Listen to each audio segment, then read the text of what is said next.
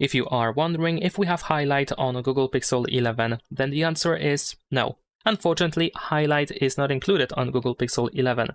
So even though here at the back on the camera island we have this white circle, which might indicate that this is indeed HiLight, and even I at first thought that this is HiLight, simply because it looks very similar to the circle that we have on Google Pixel 11 Pro and Pro XL, this is actually not HiLight.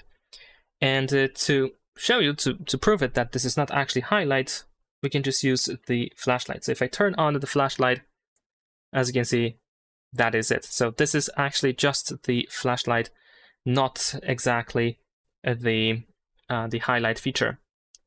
And usually if, of course, the HiLight is included, like in the case of Pro and Pro XL models, you can go to settings and open system settings, and over here you can usually find HiLight settings, which in this case is simply not available. So that's pretty much it. Leave a like and subscribe.